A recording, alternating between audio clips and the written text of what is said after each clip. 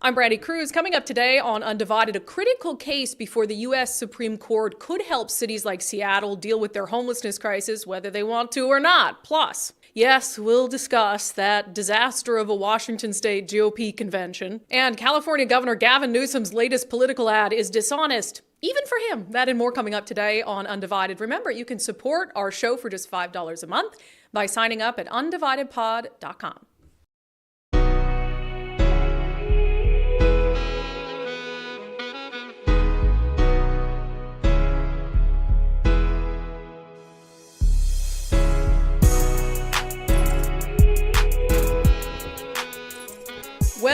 Well. Hello and welcome to Undivided. Thank you for being here.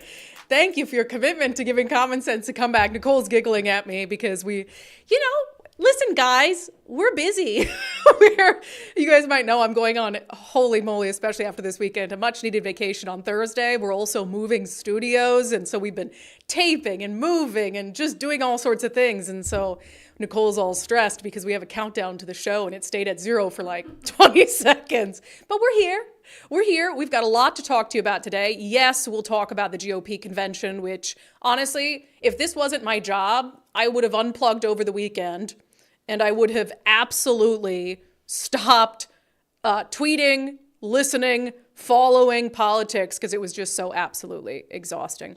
But first, I want to talk about something happening at the Supreme Court of the United States today. It's incredibly critical, and it really could help, I guess, cities who are willing, help them deal with the homelessness crisis that many places are dealing with. I mean, particularly up and down the West Coast, and it's because of progressive policies that have somehow called it empathy to let people live and die in their filth and their addiction on the streets.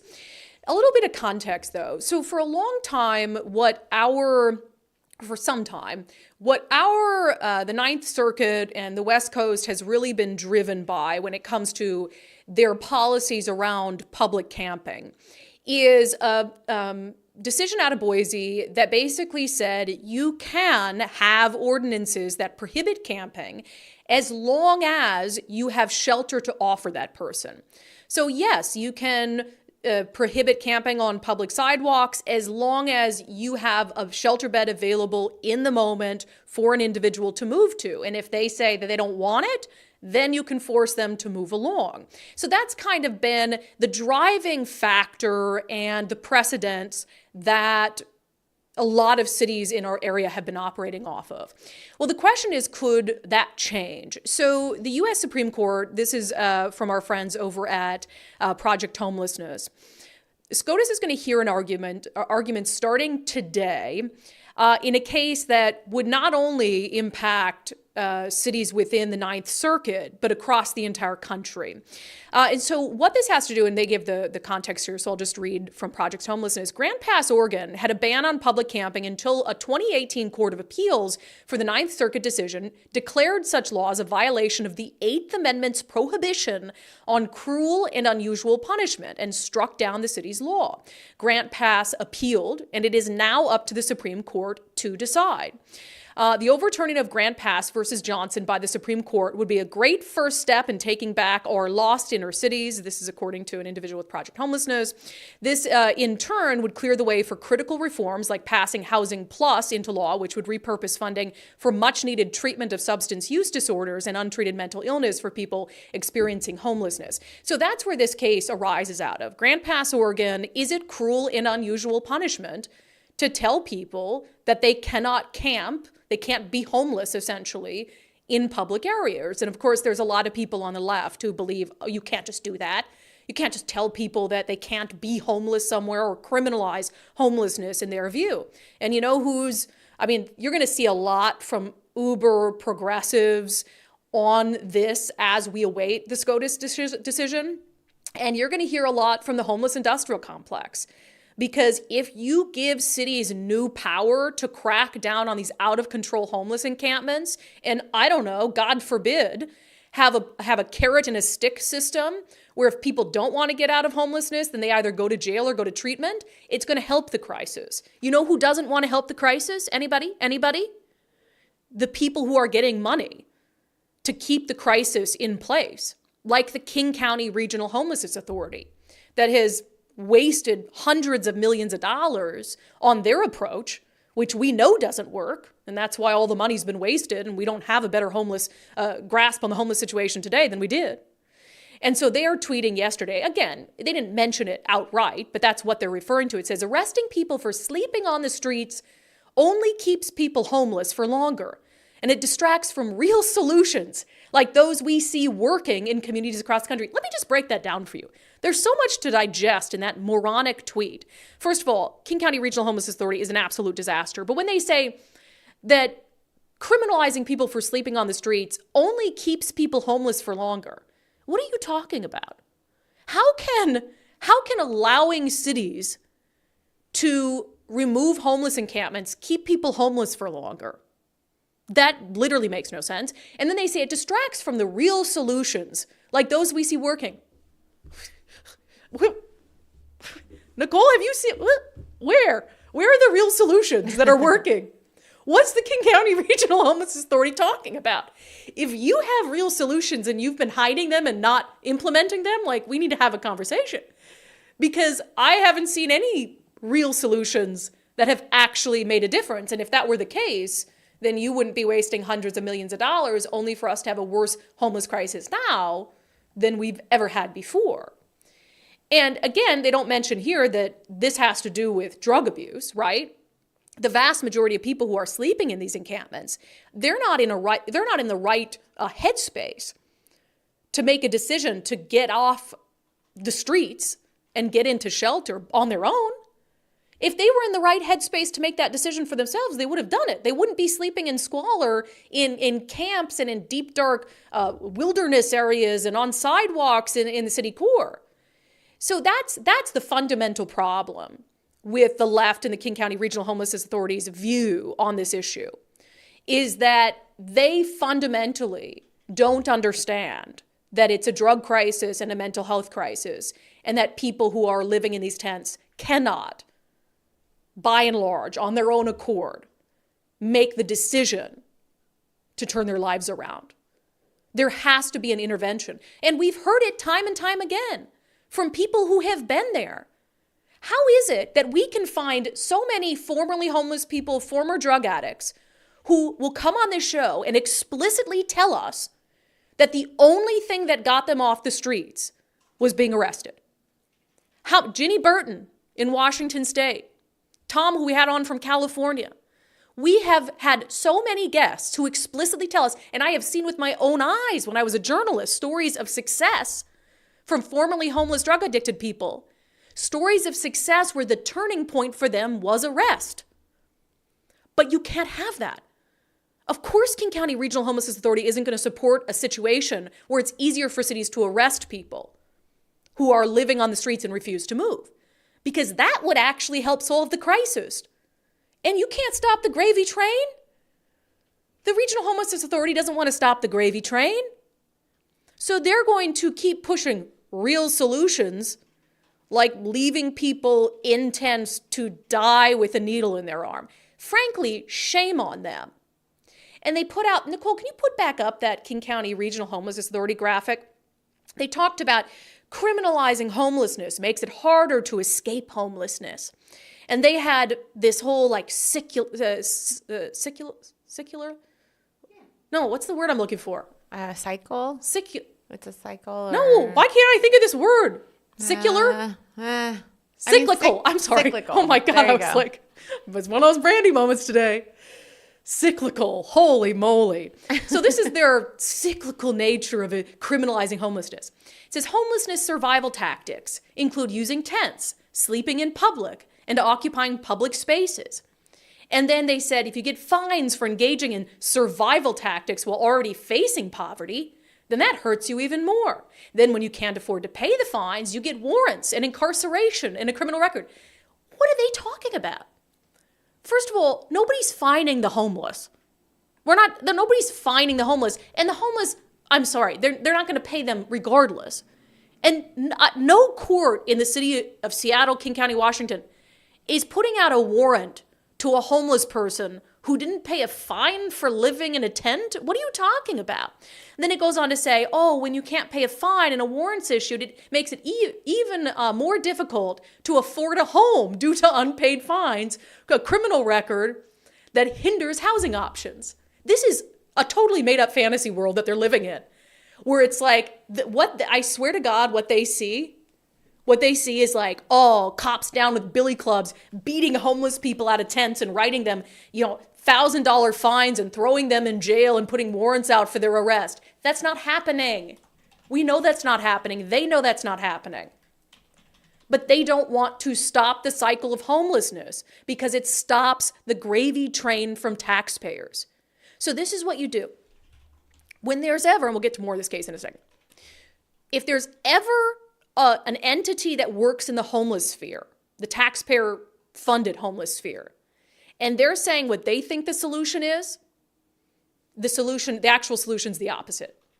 The last people who we should trust with what the solution is to solving a problem is the people who benefit financially from that problem existing.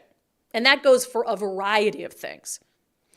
I do want to note that Ann Davison, thank God for Ann Davison, the Seattle city attorney, she did write an amicus brief. This is from the Seattle Times. They did some reporting on this a couple months ago when we were kind of waiting for the SCOTUS to take this case and for the hearings to be scheduled. Seattle city attorney Ann Davison wrote an amicus brief in favor of review of the Oregon case, saying that the two decisions have paralyzed local communities' ability to address homelessness in the places where it is most acute. So again, and she's referring to the Boise ruling and then the ruling out of Oregon, really hampering the ability of cities to make ordinances that are effective, right?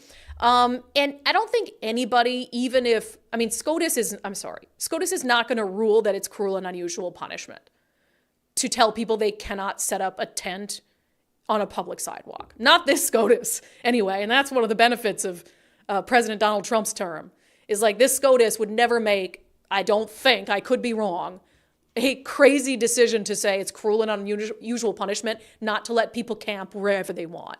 And so the outcome of that isn't going to be a free-for-all. You're still talking about a SCOTUS ruling that is going to clear the way for cities to clamp down on homeless encampments. But the cities still really have to have a willingness to do it and to pass ordinances and to put them into place. But I do think San Francisco, man, that mayor, London Breed, she's had a complete 180. She's ready, I guarantee, if SCOTUS gives her more authority to go and do these things. And in Seattle, I think you're going to see that as well. But there's a lot at stake, and we'll check in with Andrea Suarez. She's been tweeting up a storm about why it's so important, the outcome of this SCOTUS decision. Truly, it could change the landscape for how all of us, not just Seattle, not just Portland, not just San Francisco, but cities around those areas that are suffering the result of the uber progressive city core's response to homelessness that's now just gone out into all the other areas, suburban areas and even rural areas. This is going to be a game changer if the ruling comes down the way I think it's going to come down. I think it could really be the saving grace for a lot of these areas of severe homelessness. So we will watch that. All right. Must we? Must we talk about the convention from this weekend? Man, I'll tell you, 72 hours of absolute vitriol hurled at me by Semi Bird supporters. I said in a speech about a month ago that Semi Bird was present for, look, I'm not going to waste more precious time attacking Semi Bird. The real villain here is Bob Ferguson. And I'll support anyone who makes it past the primary to go against Bob Ferguson. Anyone. As I said on Twitter last night, I support an old sock. A sock puppet. Sock puppet 2024 if it's a sock puppet versus Bob Ferguson. So I really want Semi Bird supporters to know that. They're calling me a Democrat online and a socialist. And it's like, wow, that just tells me you're not interested in having any sort of dialogue. And that's also a very leftist mentality. Mm-hmm. The left is the one that's supposed to be demanding purity of everyone and attacking the moderates. That's what you see from the socialists, the democratic socialists, the uber progressives, the pro-Hamas faction. They attack the moderates of their party. They're doing that today. We can talk a little bit about that. And then now we have the right that's been making fun of the left for that for so long, and the extreme right's like, oh, Brandi's a socialist and a Democrat. Why? Because I support like a lifelong conservative. Come on, that's just absurd. And if you're doing that, I just can't take you seriously as a human being, honestly. So anyway, this weekend was crazy. So there was a GOP convention. And this year, as you know, it was going to operate more differently in an effort to unite the party. They decided that the party would do official endorsements. There was like 2,000 delegates that came from across the state. And for all the key races and individual, district races, they were going to have an official endorsement. And what that means, or was supposed to mean, is that the person who got the official endorsement in any given race, they would have, the party would solely support them through the primary. So they would, any sort of funding, help fundraising, or anything like that, the party, it's basically is not going to recognize any other candidates that continue to stay in the race. And GOP candidates were asked to sign a pledge that says, if I don't get the endorsement, I'll drop out before the filing deadline. So the idea was to unite the party together, to have a united front moving toward the primary and not have this Republican infighting that distracts from the bigger picture, right? Which is eliminating one-party rule in the state of Washington.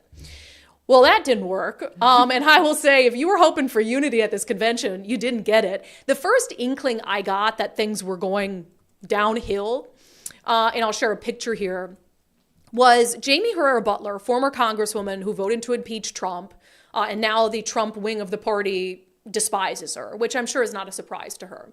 So she's running for commissioner of public lands. We've had her on the show to talk about her campaign. And she shows up to give her speech in front of the delegates. And I guess I'm not terribly surprised that a big chunk of them stood up and turned their backs to her. Some were yelling rhino at her, and some were chanting Trump.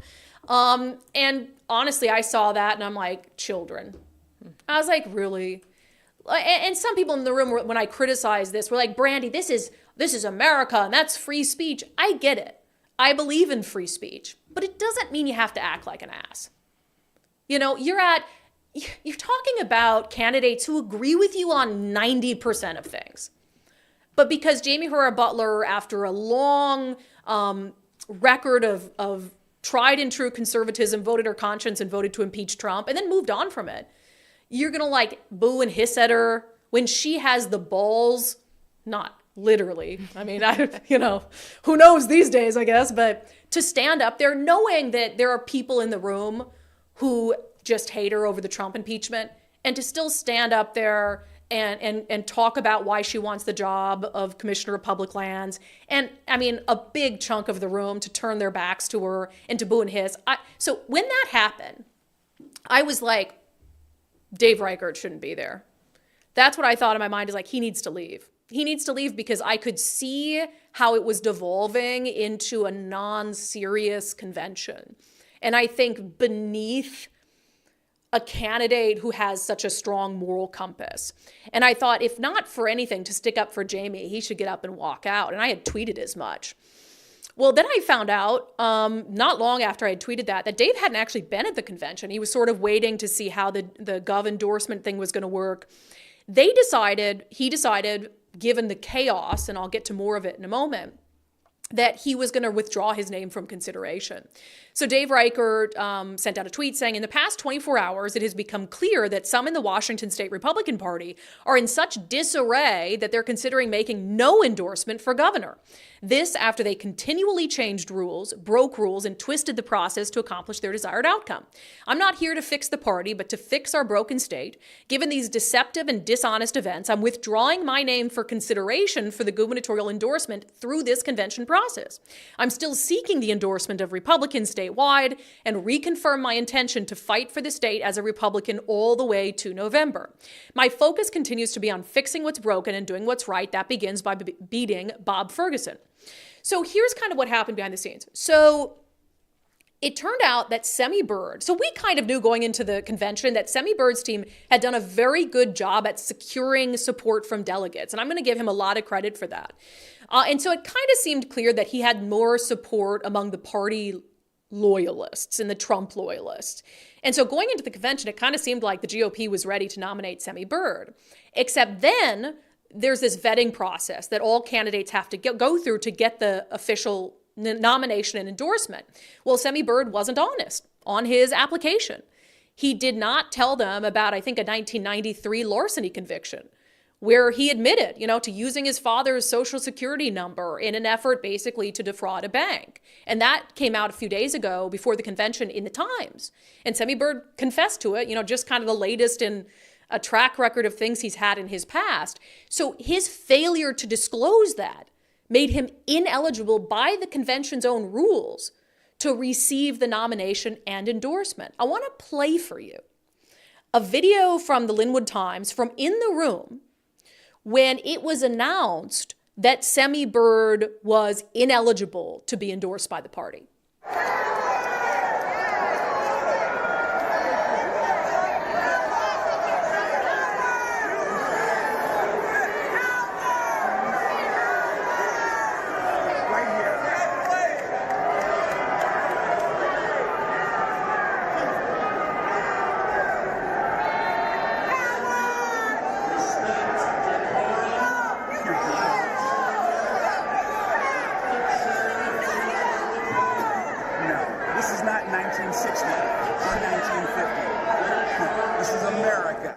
Okay.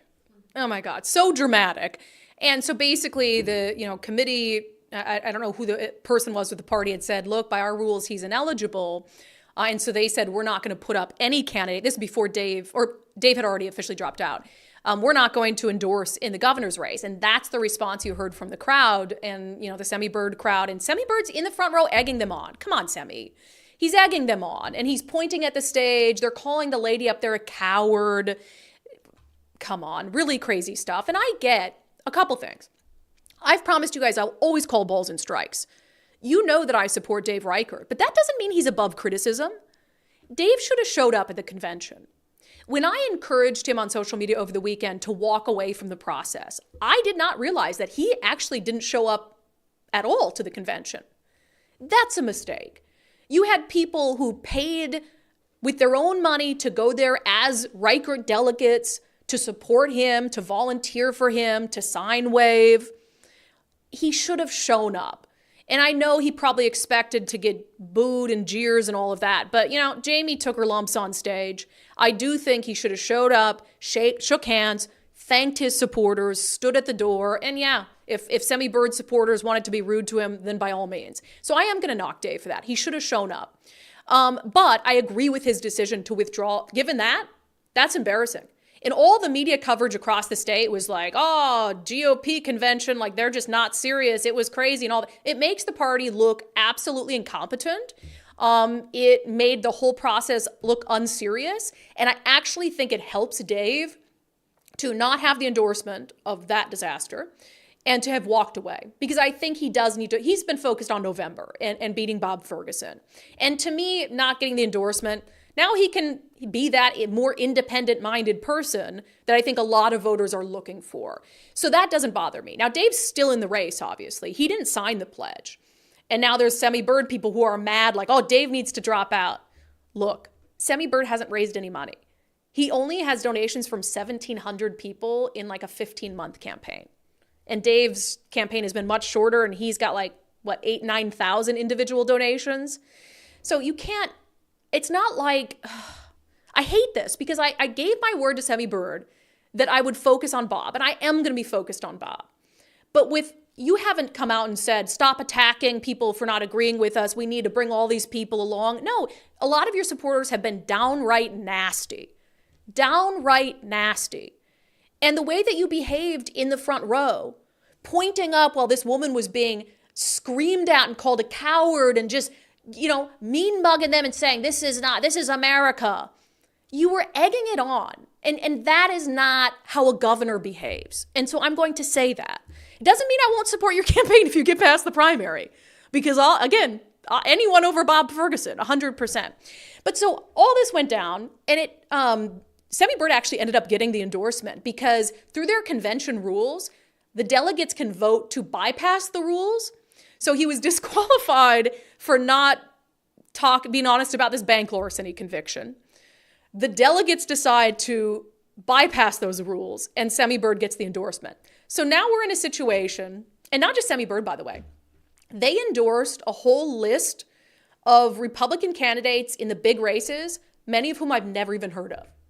They didn't endorse Jamie Herrera Butler in the Commissioner of Public Lands race. Sue Keel, I think, Peterson. They endorsed like the more pro-Trump people. I've never heard of her. And I live and breathe in this space. I don't know who that is. It was the same with the OSPI race, Office of Superintendent of Public Instruction. They didn't endorse Chad Mogandans. They endorsed somebody I've never heard of in my life. So it was like this very anti-establishment movement, which I get it. People feel like they've been let down by the establishment or whatever it is.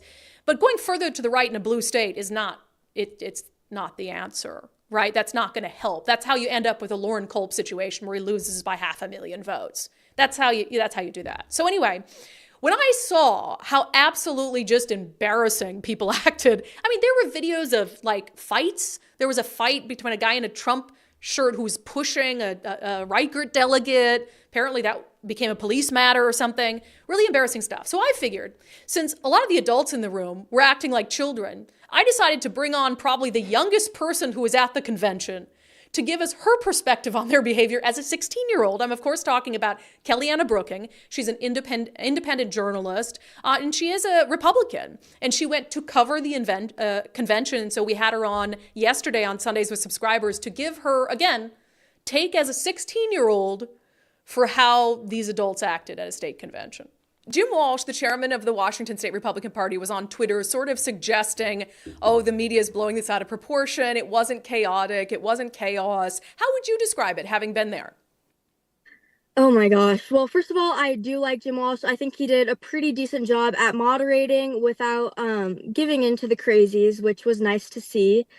I think saying it wasn't chaotic is a complete lie, because it very much was. Being there and not having to, that's another great thing about reporting, is you don't have to give your opinion. You don't have to align with what's going on. You can just observe and watch and stand back and ask questions. But yeah, the event was absolutely chaotic. And regardless of your opinions on a candidate, Jamie Herrera Butler, I had an opportunity to interview her for a few minutes, and she was sweet to me and it was great. And regardless of your opinions on her, when she went up to speak, people that hated her stood up, turned around, and were yelling at her and booing her and screaming out "Rhino" and calling her these horrible names. Everybody was standing up and turning their backs towards her like literal children. What scares me about that is that these grown adults are registered to vote. These are registered voters that are not mature enough to grasp the concept that somebody can have a different perspective than them. She was literally just giving a speech explaining what the land commissioner does, and they were not mature enough to hear that. It was chaos, especially when the semi-bird news broke out. People were throwing signs, people were screaming, people were yelling and protesting and tweeting and it was insane. And these are registered voters, Brandi, and that's really scary to me. I love this. A 16-year-old being like, I'm scared that these adults are registered voters. You can watch that full interview with Kellyanna Brooking, who joined us from the convention for Sundays with Subscribers, undividedpod.com, undividedpod.com. But I just think that's a perspective like that for those adults who behave that way. That's how you came across to a 16-year-old girl who was in the room. That's the example that you set to a 16-year-old Republican. And I've had some variation of, again, oh my gosh, social media was brutal to me over the weekend. It's like, I fight for and agree with like 99% of what you do, but because I have a criticism of your clearly inappropriate behavior, I'm now a Democrat, socialist, like horrible person. Somebody's like, you're going to lose all your subscribers over this. Okay. Like I said, I think we're going to be fine, but if I lose subscribers by calling out the behavior of people who I mostly agree with, that I'm more concerned about maintaining my moral clarity than maintaining that. But what was I going to say? So there was, one of the complaints people had about my just being aghast at this situation is, oh, well, Brandi, this is democracy. This is just passionate people who are fighting for to have the voice of we the people heard. It's like, okay, I love that. I love people who are passionate about politics. You don't have to be disrespectful to do that. You don't have to be blatantly disrespectful and absolutely incapable of understanding that there are people who might have reasonable disagreements with you. You don't have to do that while also fighting for your voice and fighting for democracy. So that's just ridiculous. Like, don't give me that line. And I'd also say to this we the people crowd, everyone is we the people. I hate to say it, but even the left-wingers are we the people. That's what this country was built on. The second that you think we the people is some sort of inclusive or exclusive club is the second that you've truly lost, I think, all sense of what we the people stands for. And there's this other, element of this, and gosh, I know I'm just getting into the weeds here. There's this also element of that bothers me, that you think it's more we the people for 2,000 people to choose who gets to go to the primary than for voters to choose who gets past the primary. That seems counterintuitive to me. All right, so Democrats had a field day with this, and I would. Hell. But first, let me just say of Democrats, they're not innocent. We would all be sitting here making fun of Democrats if they had a convention and the left-wing, like Hamas crowd got up and was shouting at, Kim Schreier or whatever it is, or Adam Smith. I would have been just as disappointed and made fun of their behavior and criticized their behavior as I would. So let's not act like the chaos and the fringe behavior is exclusive to the right. It is far more prevalent on the left in Washington state. But I don't blame them for having a field day with it. Washington Democrats, the Republican Party is a party of dysfunction and chaos. We see it in Congress with Trump, and we see it right here in Washington with the WA GOP. They're having a hard time endorsing one of two anti-abortion candidates running for governor this year. Bob Ferguson, the contrast in our race is clear this weekend. While Congressman Dave Reichert was quitting the chaotic Republican convention, Nicole, can you pull up the Bob Ferguson thing? The contrast in our race is clear this weekend. While Congressman Dave Reichert was quitting the chaotic Republican convention because things weren't going his way, I was speaking to King 5 about my team's work collecting nearly 3,000 DNA samples from violent offenders. Unlike anti-choice Republican Dave Reichert, I will never quit on you when things get tough. This guy. First of all, the guy who he doesn't fight for you. He just stays quiet. He stays silent when it matters most. And I started this running list on Twitter of all the things that Bob Ferguson never spoke out about. And he just stayed silent because it was politically palatable. And now he's saying, I won't quit on you when things get tough. No, you'll just retreat into your little safe space and just try to not say anything that'll offend your voting base. Just absurd. But you notice Bob Ferguson, he's not attacking Semi Bird. He's attacking Dave Reichert. That's because he knows that Dave Reichert is his likely November primary challenger. And look, again, I don't want to act like, I don't care if you support Semi Bird. It doesn't change my mind about who I'm supporting. The nomination process doesn't change my mind. I'm not a Republican. Why would I be beholden to a Republican nominating process? Support Semi Bird. That's fine. But don't attack people viciously for supporting a candidate who has raised more money from more people, who has near universal name recognition, and who's doing exceptionally well in the polls. Because you're in the minority when it comes to who you support. So don't act like it's some absolute offense or I'm some awful person who you should get on social media and be vitriolic about because I support a candidate who more people support than your candidate. So don't give me that. If you're going to be crazy about it, like, I'll push back against it. So can't put baby in a box. I was laughing. Why can I not speak today? I don't know your struggle. I was laughing. Did people make fun of me on the live chat about cyclical? Cyclical.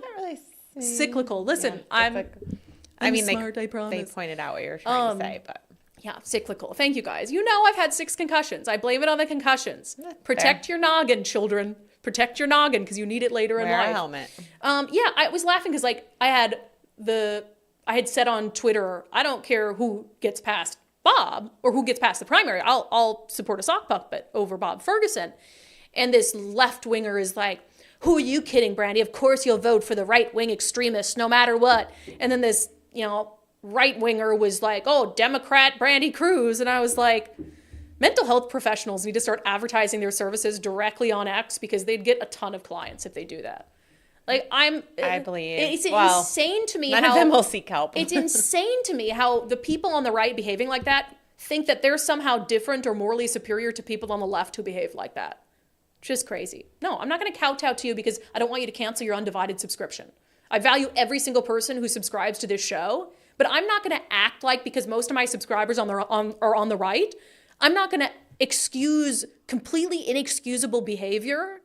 And I'm not going to, choose my words more carefully because I'm criticizing the right and because that could cost me money.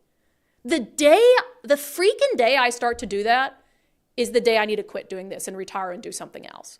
So I don't know who you think I am, but I'm not kowtowing to anyone of any political persuasion because they want to bully me on social media. Give me a freaking break.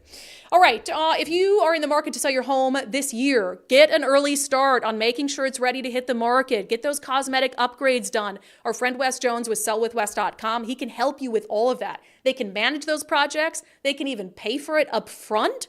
And then when and if the Fed drops interest rates, your house is ready to go. They've already got all the marketing material ready. They got the pretty pictures and the video, and you can take advantage of that rush. Wes says when or if the Fed drops interest rates before the election, that is going to be a good time to list your home. If they drop interest rates, that's going to be a nice little rush, right? It is. Yeah. It is. I mean, we're having a rush right now, and when rates drop, assuming that they do, it's going to pick up, even more. And if you want to take advantage of that, it's probably a great time to start that conversation right now. Whether you want to sell later in the spring, sometime in the summer, or even the fall. If you want to sell in 2024, we're here to start a conversation with you. Yeah, be ready for the rush. So reach out to Wes Jones and reach out to a few real estate agents. Ask them what they offer you that nobody else does. And I promise at the end of the day, you're going to see that Wes Jones and his team have an innovative marketing strategy. They have services you're not going to find with a traditional real estate agent. Wes is going to start by giving you a free market analysis. He'll come out, he'll check out your home, give you some advice on what you need to do. And you can start on their website by just using their home value calculator to see how much your home is worth. It might be worth more than you think. Sellwithwes.com, a better way to sell your home. All right, as we mentioned earlier, we are awaiting the outcome of the U.S. Supreme Court hearing arguments on a case that really could change the landscape in a positive way or in a negative way around homelessness and the response that cities, especially on the West Coast, take to dealing with homelessness. And I don't think that I have to remind you all what's at stake here. This is quite literally a life or death issue. And we are seeing it every single day. This segment is brought to you in partnership with our friends over at Future 42. Turn your frustration into action at future42.org. So while you have these federal court rulings that have in some cases helped and in some cases hampered the ability of local jurisdictions to decide how they want to address the homelessness crisis. So while all this is being worked out, you have some cities that are really struggling to get people on the streets help before they die. There's really no other way to put that. And Burien, we've had on the mayor, Kevin Schilling, who's just awesome, lifelong Democrat, has been very frustrated with the government bureaucracy and the layers of politics that have, in his estimation, hindered his ability to help prevent people from dying in tents on the streets of Burien, on the sidewalks, in the parks. So you'll remember the whole, it's still ongoing, the whole tit for tat between King County and Burien. So Burien is in King County. They use the sheriff's office. They contract with the sheriff's office for their law enforcement services. And Mayor Kevin Schilling and the city council decided to pass an ordinance that gave them more power to tell people you can't camp here. You can't do it.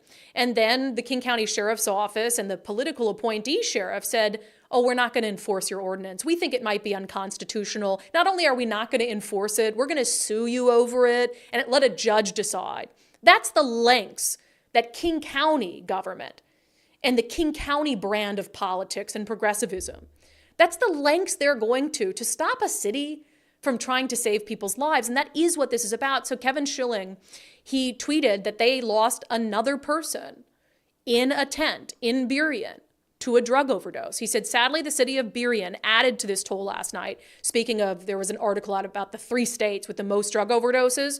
Anybody? Yeah, Washington, Oregon, California. What do they have in common? Oh, the exact same political climate? Yeah. So Kevin Schilling said, sadly, the city of Burien added to this toll last night. A man overdosed in the City Hall library bathroom. We continue to have the county executive and county sheriff not enforce any of our public camping laws, leading to continued deaths on the streets.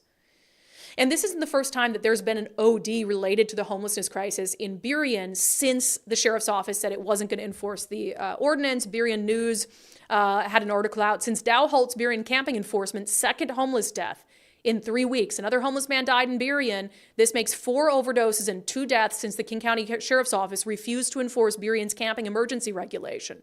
And they're blaming King County, and I agree. In this case, that's whose fault it is. So you've now had, again, 4 overdoses, 3 total deaths. There was the 2 previously. The mayor just announced the one, not only in a tent, not just a homeless person, but a homeless person who's living out in those camps who OD'd in City Hall in a bathroom, City Hall library bathroom. That's unacceptable. And it's their point that if you weren't, as the political class in Seattle, preaching to us from the mountain high about how we should deal with the homeless crisis on our streets, these 3 people would be alive. And to be clear, the people who have first and foremost responsibility for their lives are the people who are putting those drugs in their bodies. I'm not going to act like the government is more to blame than them. No, this is an individual decision, whatever decisions you made that led you down a path where you're shooting up fentanyl or whatever, tranq in a tent or in a City Hall bathroom, you bear responsibility ultimately for dying from it. However, in a progressive area that pretends that this is about empathy, to be so unempathetic that they would take a city to court to keep people living on the streets, that's what I have an issue with. That's insane. And so this, again, and we've seen the video, our friend Jonathan Cho has covered this quite a bit, of what's happening in Burien. This is not a big city. So to have homeless tents lining just the sidewalks in a small area, their downtown is just a small area, the impact that has on businesses, on public safety, on quality of life in a small city like that is huge. And imagine how helpless you feel as the mayor to say, we're trying to do everything we can, but we have a county executive and his political appointee sheriff throwing roadblocks in our way every step when we're just trying to get people off the streets to make sure that they don't die. Frankly, I don't know who has to sue or what they have to sue over. Is it the family members of one of these people who died of ODs? I don't necessarily agree with that route, but I don't know how to wake up these Seattle or Seattle-like politicians who don't see that this isn't empathy by any stretch of the imagination. And again, maybe it goes back to money. Maybe it goes back to, gosh, we get so much money that we get to put toward homelessness that we actually just dole out to our political cronies or to DEI groups so we can brag about how we gave money to, BIPOC groups to deal with this, and then we never hold them accountable. We just did a story, covered a story that local PBS covered of a guy who was supposed to be running a homelessness nonprofit for at-risk homeless youth who now has to pay back $330,000 that he misspent. Yeah, they don't want the gravy train to stop. So they're not interested in fixing it. And they're not interested in having mayors like Kevin Schilling be able to fix it either. That segment was brought to you in partnership with our friends over at Future 42. Turn your frustration into action. Oh, sorry, I got something in my throat. Turn your frustration into action at future42.org. Hold on, I got to take a sip of my... What a struggle train today. And now I'm out of water. Now what's going to happen next time I have something in my throat? It's going to be a long week, even though it's a short week. Oh my gosh, you have no idea, you guys. I love each and every one of you. But if I don't make it to Florida, I might lose my freaking mind. I might lose my mind. I might too, actually. Yeah, I might lose my mind. I need you to go to Florida. I need you to disappear. I have encouraged you guys over and over to take the First Mark Challenge because it's just such a no-brainer to me. It honestly takes an hour of your time. You can save money and for years to come, be confident that your family has the right insurance and that you're properly protected, and it costs you nothing. So that's why I say over and over, it's a no-brainer. What the First Mark Challenge entails, as an insurance broker, they have they're not a captive broker, so they have a lot of different companies that they can choose from and go out and seek the best insurance for you and try to get the best price. So what the First Mark Challenge entails is you come in or you do it virtually too, or on the phone. You talk to them about your insurance needs, where you need to be. Maybe you need to save money. Maybe you need better insurance. They're going to go out, shop the market for you, and come back with their recommendations. Again, and you never pay First Mark a dime for their services. I'll tell you, I have, especially since we're moving into a new studio, I've been making phone calls and having First Mark look into some business insurance. It's a game changer.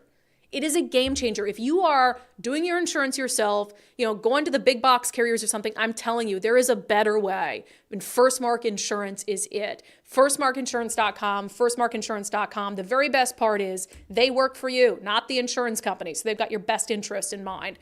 All right. I don't even know how to get into today's Unbelievable because we're just going to have to play the video. But Gavin Newsom, who already has put out a lot of deeply dishonest and disingenuous political ads across the country, this one takes the cake. This is dishonest and fear-mongering, even by his standards. Let's talk about it in our segment. Freaking believable.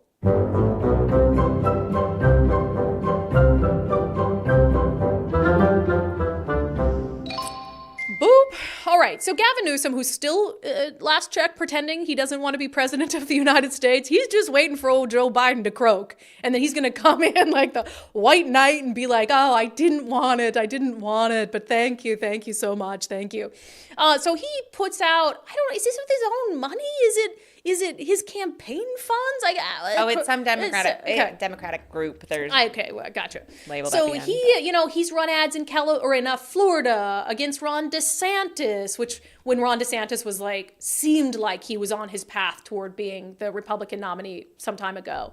And then Gavin Newsom was saying he didn't want to be president, but then he's running ads in Florida against Gavin Newsom. Super weird. So this ad has to do with abortion and abortion restrictions in Alabama. Just watch it.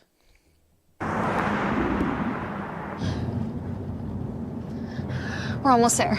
You're gonna make it. Trump Republicans want to criminalize young Alabama women who travel for reproductive care. Miss, I'm gonna need you to step out of the vehicle, take a pregnancy test. Stop them by taking action at righttotravel.org. Campaign for Democracy Group is responsible for the content of this advertising. You guys. I don't even know. I'm not sure how to respond to that. And Gavin Newsom tweeted this out. Look, I know some of you don't like it, but I'm pro-choice within reason. Okay, within reason. I get that they're maybe being hyperbolic, and saying, oh, take a pregnancy test. And I'm not saying that political ads on either side are free of hyperbole. But to suggest that cops in Alabama are out there patrolling the roadways, pulling over women and asking them if they're going to get an abortion or knocked up is a level of deceit and fear-mongering that I'm just continually depressed that we've reached in this country. And that can't, again, as someone who's pro-choice, and it's mostly because government interference, and I believe in limited government. I, within reason, think women should be able to make their own medical decisions. But that would make me less likely to support the group or the entity that put that out. It rises to that level of dishonesty. No one believes that women are being tracked down by the Alabama State Patrol and pulled over to see if they're going to another state for an abortion. At the beginning of this ad, the friend's like, we're almost there, they're approaching the state line or something to freedom, abortion freedom. We're almost there, we're gonna be fine. Then boop, boop, cop in the thing. So A+ for creativity, but also shame on you, Also shame on you. It's absolutely unbelievable. The fear-mongering around abortion, around now gay marriage, because they cannot defend their policies on other key issues that are actually impacting many, many Americans is pretty wild. But let's see if it's effective. It was damn sure effective in 2022. Don't be fooled. Don't be fooled. Okay, let's step outside of Washington State, shall we? Have you guys heard what's happening at Columbia? This is wild. I cannot imagine being a Jewish American. Well, really, being Jewish anywhere in the world right now. Israel, obviously. But I just cannot imagine sending my child to some of these public schools, some of these universities where anti-Jewish animus has proliferated and been allowed for, and they've been covered. You would never have, before I get to this, you would never have this level of tolerance for any other sort of hate.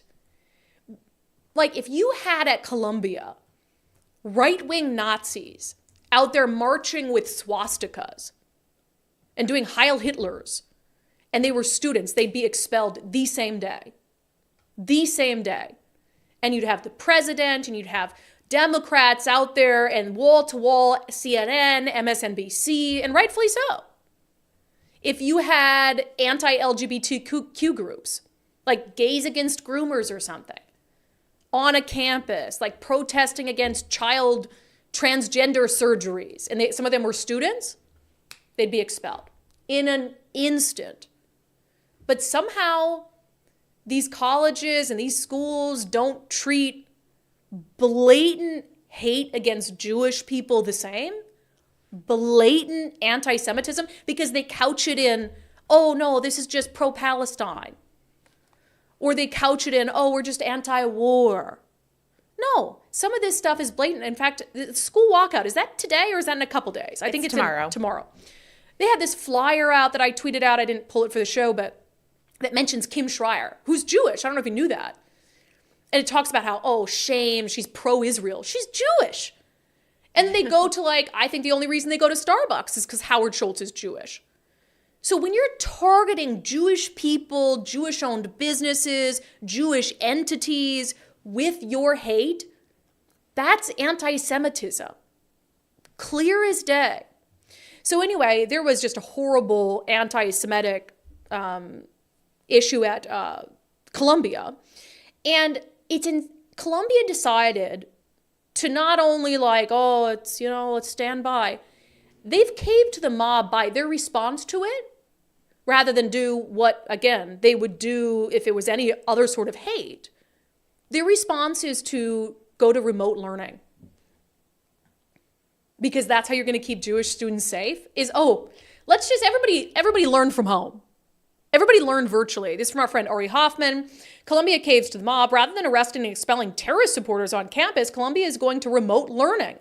And he makes that same point I just made. He said if there were activists hurling anti-LGBTQIA or racist slurs, they would be booted off campus immediately and charged with hate crimes. But they don't care when the mob is targeting Jews.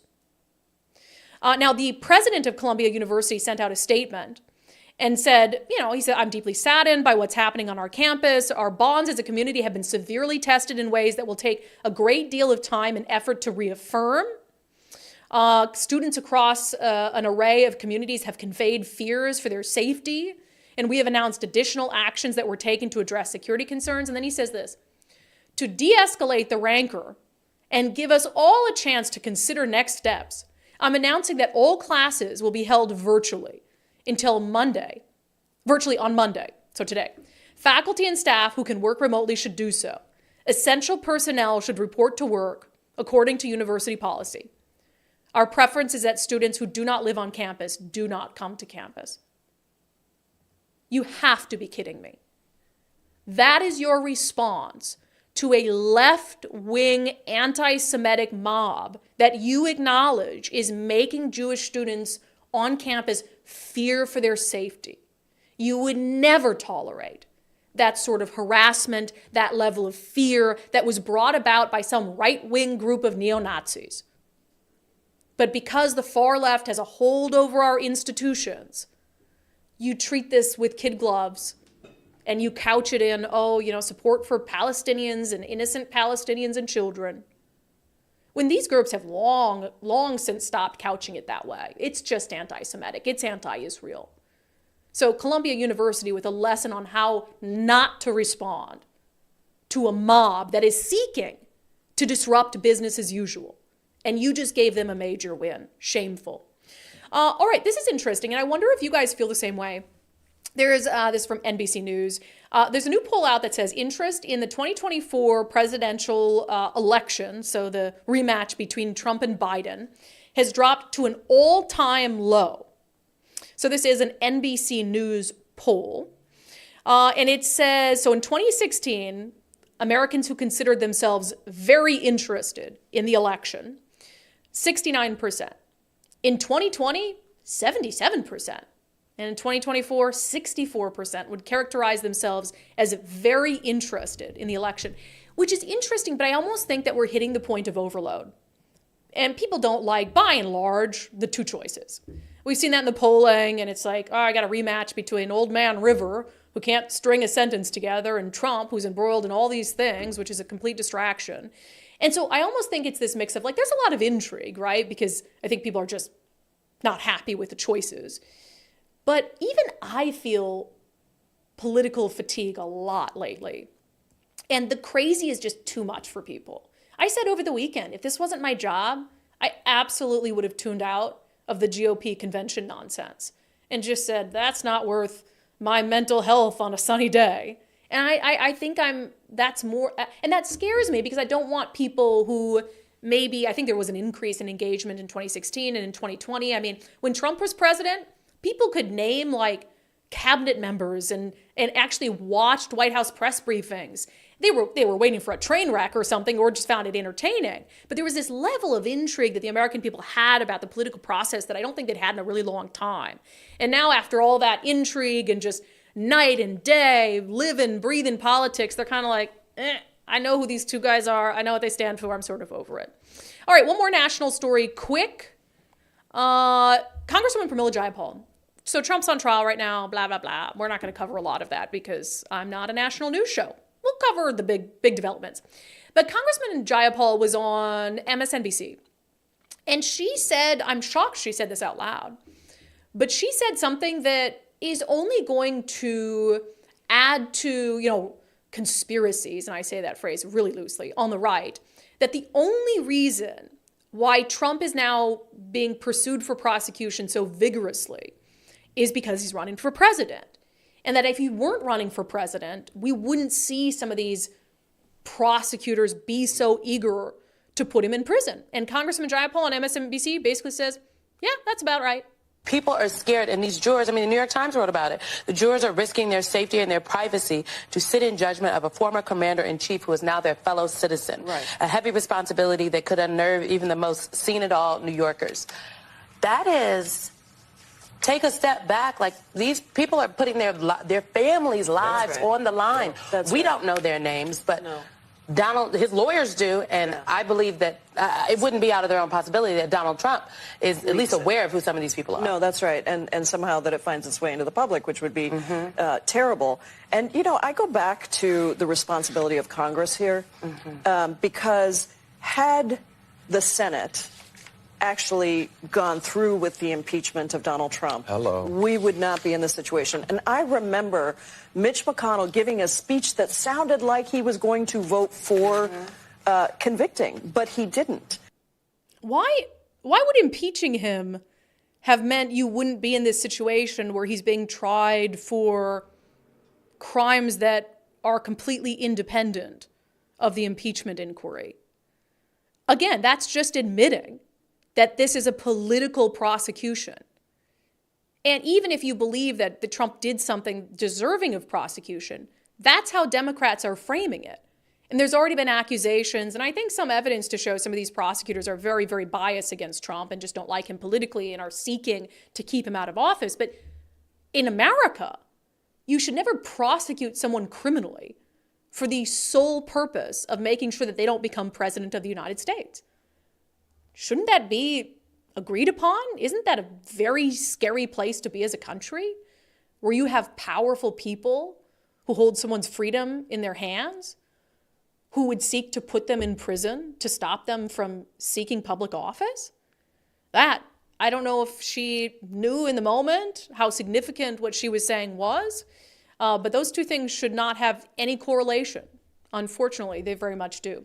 Before we get to comments and our daily subscriber show poll, we had our friend Zach Abraham with Bulwark Capital on the show last week, and he was on vacation already in Florida. And we talked a little bit about why so many people in retirement especially decide, besides the weather, obviously that's part of it, but decide to leave Washington state and live out their glory years in sunny Florida. It's the odd thing about Washington I try to explain to people. If you are a net detractor from the public pot, let's say you're homeless or something like that, you get treated with kid gloves. If you are a contributor to the pot, you get looked at with a side eye and a negativity. And you're just like, wait a second. What other business treats its clients like this, right? Like, I'm putting money into the pot and you treat me like I'm a scourge. It's just bizarre. It's like biting the hand that I just don't get it. And you're going to keep seeing capital flight. But I mean, that's why, right? Socially, politically, financially, it's all the reasons. Yep, capital flight. I mean, Jeff Bezos. Didn't I hear Bill Gates also sold his house in Washington? They were trying to get out of that capital gains tax. But, the tax climate is much better in Florida as well. So those things matter. Those things matter. And those are people who are going to a different state and they're going to spend their savings in retirement somewhere else. I suggest if you're close to retirement or gosh, even if you're like me and you're just trying to figure out how much money do I need to retire and when can I make it happen? Zach Abraham and his team at Bulwark Capital, they specialize in risk management, especially in this election year with all this global unrest, the markets making no sense in the world.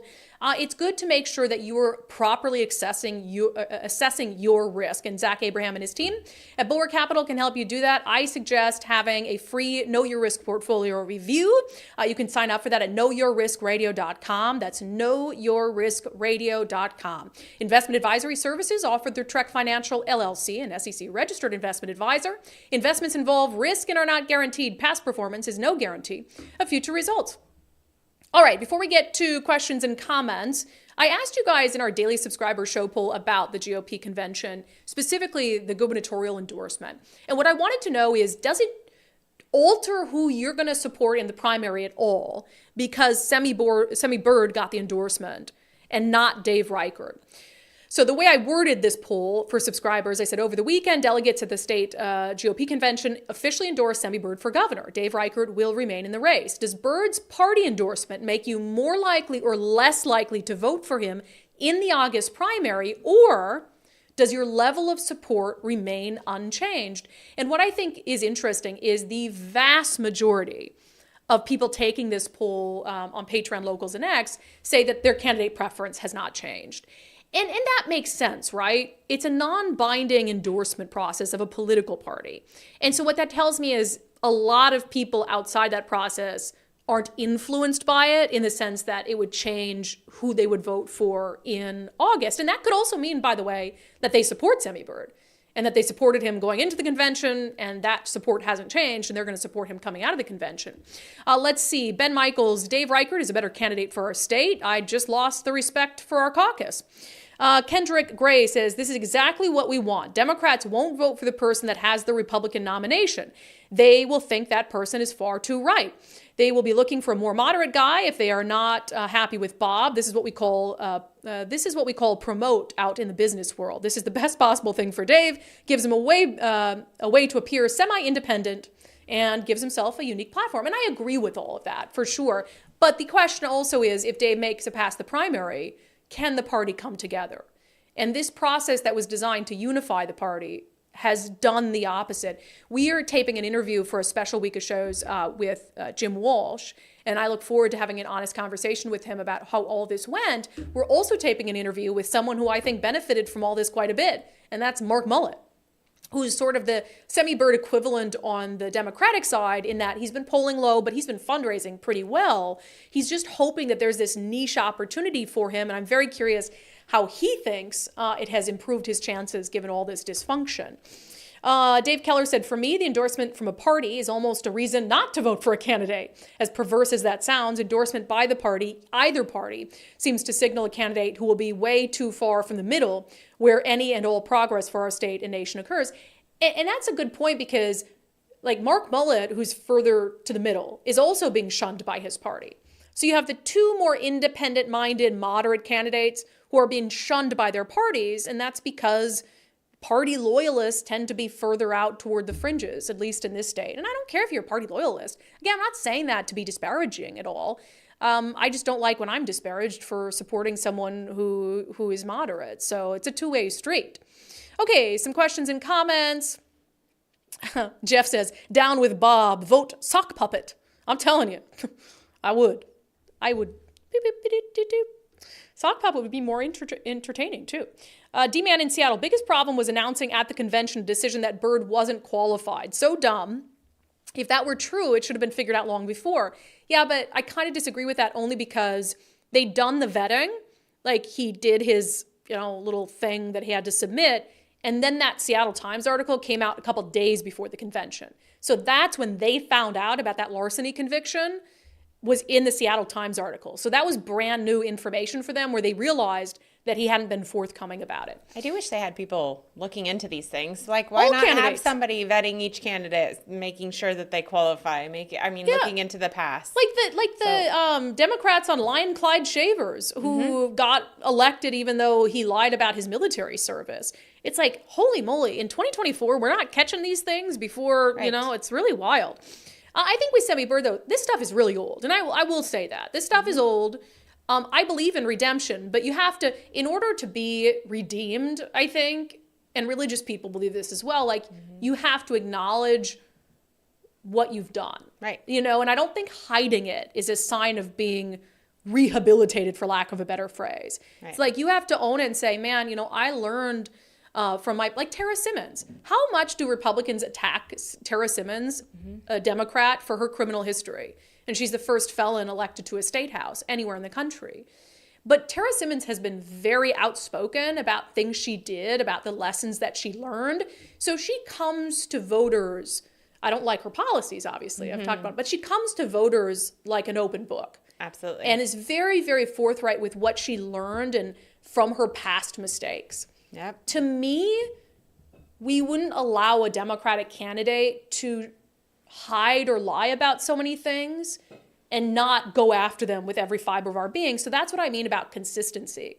Like, the affiliation doesn't matter to me. I judge people by their actions or inaction, and then I'll look at their political party and whether we align. But if you don't have a set moral compass where you set it and then you stay the course and you don't veer from it just because you might agree with someone politically, that's sacrificing something that should be so sacred to each and every one of us, our morals and our values, for politics. And that can't be where we are. All right, Matthew Cook with a $20 super chat. Wow. We have two parties here and only one. We have two parties here and only two. One is the evil party and the other is the stupid party. Occasionally, the two parties get together to do something that's both, this is a quote. Yeah, that's both evil and stupid. Senator Everett Dirksen, yeah. And I think there are some evil people in both parties. I think there are some stupid people in both parties. I think there are some evil, stupid people who don't belong to either of the parties too. But these are the parties with power, and when they do something evil or stupid, we all suffer as a result. They're really loud right now. Those. Oh my God, exhausting. It's exhausting. Oh my gosh, my husband's like, why are people so mad at you today? I was like, because I dared to support a candidate they don't like. I think my husband worries about me. He looks at social media. He's like, geez.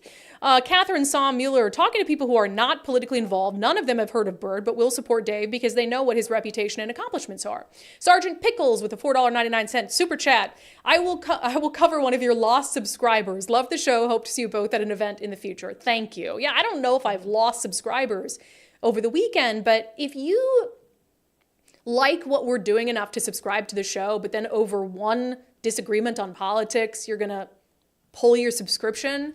I would hope that nobody signs on to this show believing they're going to agree with me 100% of the time, because I've been clear, like, I can't pull punches over money. I just can't do it. And then I'd lose all sense of why I do this job in the first place. Kathy Carr, if he was rehabilitated, he would not have lied on his paperwork filing for running for governor. A lie of omission. Andy Silly, $10 super chat. Riker supporters should show up at his fundraiser in Snohomish on Thursday. Oh, I didn't know he was having one on Thursday. Diana Manning, I sent a note to Jamie's campaign today, begging her to follow Dave Reichert's example and stay in the race. I believe she is staying in the race. I hope so. Yeah, I think Chad Mogendans is dropping out, which I think is a mistake. Yeah. When you're talking about 2,000 delegates, these are, again, party loyalists, but they're not necessarily, they're not reflective of who is doing the best campaigning and who can win the electorate as a whole. So I think for Chad Mogendans, he feels like he signed a pledge, and that matters to him because he's an honest person and like he gave his word. So I think that's what he's struggling with. But when we're talking about something like the education of our children that's at stake, would you like us to get together and vote that he doesn't have to abide by the pledge that he said he would abide by? If I can get, here's the like question. The delegates. Here's the question, Chad Mogendans. If I can get more than 2,000 people to sign our own pledge saying we pledge to undo that pledge, can we make a deal here? All right, let me see. On abortion, Steve Gordon says it's actually Gavin Newsom's PAC. Okay, Campaign for Democracy. Thank you, Steve. Steve's like, Brandy's struggling to find the connection there. Gavin Newsom's PAC, because I asked where the money came from. Rachel Cisneros says they are desperate. I can't stop laughing at that ad. It's pathetic. That's the thing is, it comes across as non-serious. So I don't know. Nothing real. But when you're running an ad like that, and I'm guessing they spent millions to not only make it, but distribute it, who are you trying to reach? Because there's no one in the persuadable middle on abortion who's going to look at that and be like, wow, that's scary. Oh, they're stopping people with pee sticks? Like, can you pee on this? The unhinged leftists, that they might look at that and be like, that's a great ad, but they're already hook, line, and sinker. So I don't know who why would you waste money on an ad that's not going to change any hearts and minds? I mean, by all means, Gavin Newsom, throw money away at worthless political ads. All right, one more. Matthew says the commercial should be California Highway Patrol pulling you over for not using correct pronouns. That's more likely than this silly ad. Yeah, that's very true. All right, we got a fun sanity check to close. Thank you, Nicole. To close the show with today. Even a Korean influencer with millions of followers is making fun of the lax squatting laws in Washington state. It's our closing sanity check for today. So I have to laugh that Jonathan Cho found this. So you'll recall the situation going on with the Bellevue squatter, Sang Kim. So Sang Kim has been squatting this house for like 2 years, and he's Korean. And some local members of the Korean community have said it's an embarrassment for them as Koreans. And there's been protests outside his house. He's, basically stealing from Jaskaran Singh, who's his landlord. So apparently this story of this Korean squatter has made it all the way to a Korean YouTube influencer, Sayuka World. Jonathan Cho says, this is absolutely glorious. The Korean YouTube influencer has more than 3 million subscribers and just blasted Bellevue serial squatter Sang Kim. As word of this situation spreads across the world, it's even more embarrassing for other Korean nationals being asked about this quote-unquote con man. And then he goes on to some details, but I just thought I'd play, it's in Korean, but you'll be able to pick out a few words in English. Here's a clip. 한국인 쌍킴 씨가 스쿼트.